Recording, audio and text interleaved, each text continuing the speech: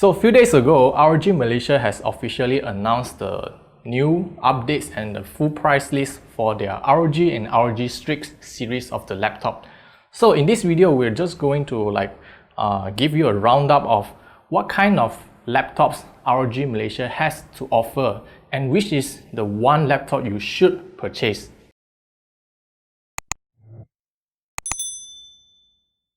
So starting off is of course the top of the line ROG have to offer is the ROG Mothership.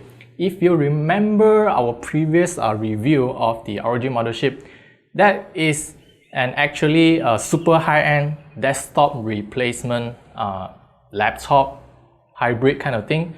You have this whole chassis made out of solid block of aluminum, which is CNC out, and then they stuff all the components into it.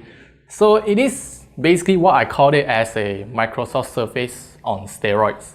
Now, that is extremely high-end. Well, unfortunately, this year we still haven't seen ROG update it with using the 10th Gen Intel Core series processor. But if everything goes well, I believe in the next quarter they will update it with 10th Gen CPU. Nonetheless, that is desktop replacement, super high-end, and I believe there's less than 20 units in Malaysia. Now, moving down from the ROG Mothership, the next series is the ROG Zephyr series.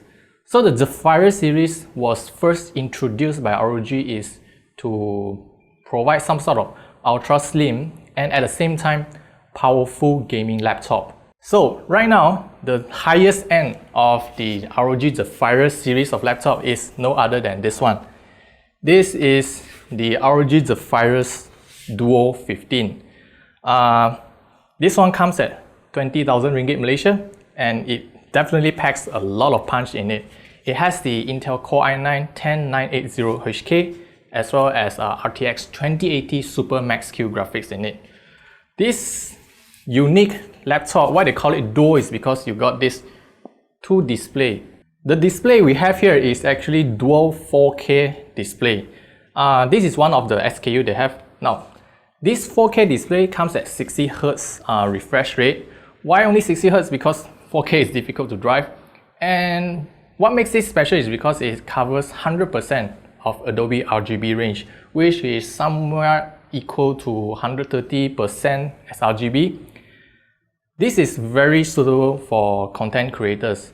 But if you are planning to get this laptop for gaming, I will advise you to go for the 1080p option because that one will come with 300Hz refresh rate and 3 millisecond response time.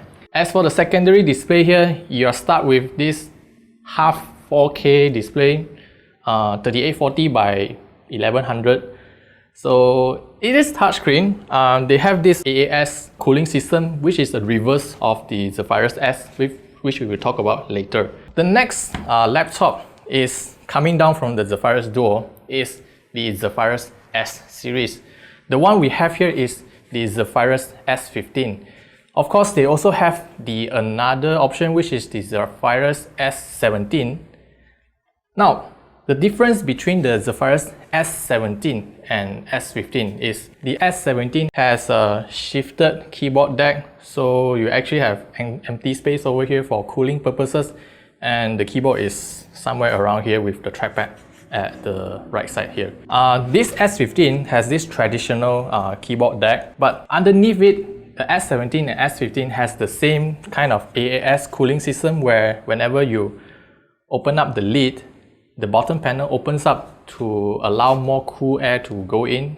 Thanks to the AAS cooling system, ROG managed to cram in the Intel Core i7-10875H 8-core CPU into it. Of course, other than that is the RTX 2080 Super Max-Q or otherwise the RTX 2070 Super. Now, the key highlight of the Zephyr S series is of course the screen. This is a 300Hz 3 millisecond response time display over here. 1080p, but at this kind of 300Hz refresh rate, it's a very good display for all your gaming purposes. Now, moving down from the Zephyr S series is of course the Zephyr M gaming laptop, which unfortunately we don't have with us over here. Now the Zephyrus M15, I would say it is the entry level of the Zephyrus gaming laptop.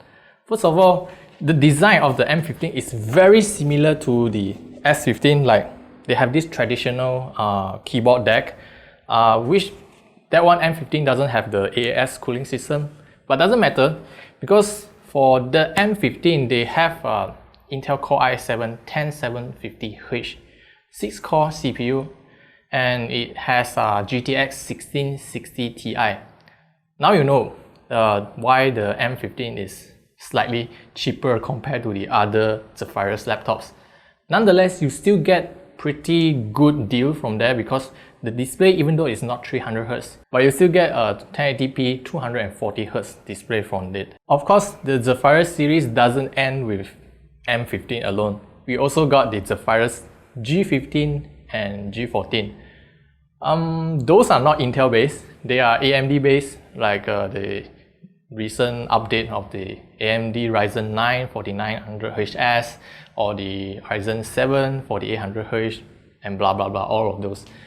If you're interested in the Zephyrus G14, we actually had a review at our sister site. You can check it out. Especially, I find the anime matrix back panel is a very good design, some sort of meme machine, I would say so. Next up is the ROG Strix. The ROG Strix, unlike the ROG Zephyrus, they focus more on the esports and general gaming purposes. Now, number one thing you can actually notice the difference is the design of the chassis. I'm not too sure if you can see this. The body of this ROG Strix Scar 15 is noticeably thicker than this Zephyrus S15. Another thing you can also notice is the difference in terms of the RGB design. And of course, is this like covering 75% of the bottom chassis is this RGB strip, underglow. I don't know how do you describe this thing. And as well as the logo, the eye of ROG. I don't know what do you call this thing, but the ROG eye has backlit, whereas the Zephyrus series, well, they don't have it, as you can see from here. They don't have it. They more focus on the low-key minimalist design, while the ROG Strix is more onto like bold and RGB colorful kind of design to it. Now, unfortunately, we don't have the ROG Strix Scar 17 with us right now, but if you look at the renders and stuff like that, 17-inch and 15-inch, they have about a similar design to it. Just the screen size is different. Now, as for the specs, of course, it doesn't come with lower spec at all. It has Core i7-10875H 8-core CPU instead of the 6-core ones. The display offering for the ROG Strix Scar is a bit all over the place because they do have 300Hz and the one we have here is 240Hz. They also have 144Hz option actually. Now, that's why they have prices across different variants. So that pretty much covers the ROG Strix Scar series. And if you still remember, previously they have ROG Strix Hero. This series they completely chopped off or discontinued already because previously the Hero series are supposed to be more for those players who want to play mobile games. That's why they don't need high refresh rate displays. So Scar series will get 120 or 144Hz display, while the Hero will get 60Hz refresh rate monitor. But now, because high refresh rate display is getting common and cheaper, so there's no really reason to go back to 60Hz. Now, moving down from the ROG Strix Scar series, ROG also have Strix G Series, that is ROG Strix G17 or G15. Now, the ROG Strix G17 and G15 won't have the 8-core Intel Core i7 CPU, so they will only come with i7-10750H, which is 6-core 12 threads. Meanwhile, for the display is coming at 144Hz or 120Hz depending on which model you're getting on. As for the keyboard, we do know that all of these come with per key RGB. For the G17 and G15, it is 4-zone RGB. Now, because of this segmentized different keyboards models per key, 4-zone, single zone, that's why a lot of people has been questioning why the Aura Creator doesn't work with their particular model. Of course, the G17 and G15 has another selling point with it. Of course, this only applies to the G15, which is the G15 actually comes with two different color options other than black. Number one is the electro-punk design. I'm not too sure who is this for, but I like the highlight, pink highlight. Should I call it pink highlight? Maybe. Hot pink. It's a hot pink. It looks great. And most importantly, if you got the electro-punk design version, you actually get the ROG Ranger bag, as well as the ROG Impact 2 mouse and the mousepad. All of those have the same electro-punk theme to it. Other than that is the Glacier Blue. Now, unfortunately, the Glacier Blue is the lowest end for the G15 because that one only comes in the Intel Core i5-10300H. So that pretty much covers the whole range of the ROG Zephyrus and ROG Strix series of the gaming laptop. Now, which of these laptops is for you? Number one, starting from the ROG Mothership, is because that is desktop replacement. So you have a lot of money to burn. Yeah, if you really have a lot of money to burn and you wish to get the best out of the best, then the ROG Mothership is the one for you. Meanwhile, moving down to the ROG Zephyrus series, like this one is the ROG Zephyrus Duo. If you're looking for something that can actually help you with productivity, or you just want something that stands out from the rest, this is the one. It's like 20k, but you get two screens and super high-end stuff. And apart from that, if you want to look for something that is thin and light and powerful at the same time, the Zephyrus S17 and S15, like this one, S15, is perfect for you. This is very low-key, minimalist design, good cooling, good performance, a very good all-rounder if you don't mind shelling out 15k or 10k for the RTX 2080 Super Max Q or RTX 2070 options. Now, the Zephyrus M15 is a bit of the weird child, I would say, because the price range is about reaching the ROG Strix Scar series already. But if you really insist on getting this design, so M15 is the lower price option for that. If not otherwise, if you switch your focus to the ROG Strix Scar series, of course you sacrifice on the design and slightly on the weight apart. You do get better components like the 8-core CPU and RTX 2060, something like that, apart from the GTX 1660 Ti. Meanwhile, the ROG Strix Scar series is more for those who want powerful components, but they don't really want this kind of low-key design. They want something flashy.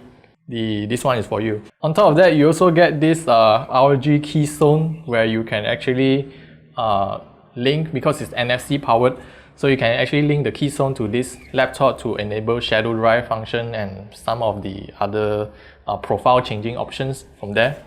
Now, as for the ROG Strix G Series, it's more onto those who want to have more affordable options from ROG side, because it comes in 3 different color options.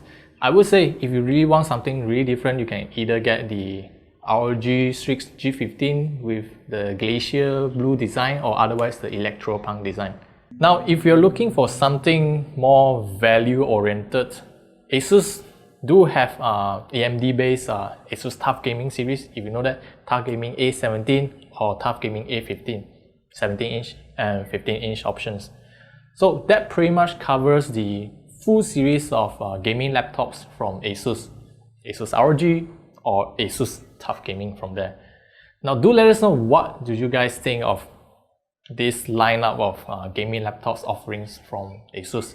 Leave your comments down in the comment section below. We'll be sure to answer them whenever we can. Yep, I'll see you guys in the next video. By the way, if you're interested to check out all the laptops review we have over here, including those who are not here anymore, Links down in the description below. Do check them out. We spent quite a lot of time to test them out. Subs?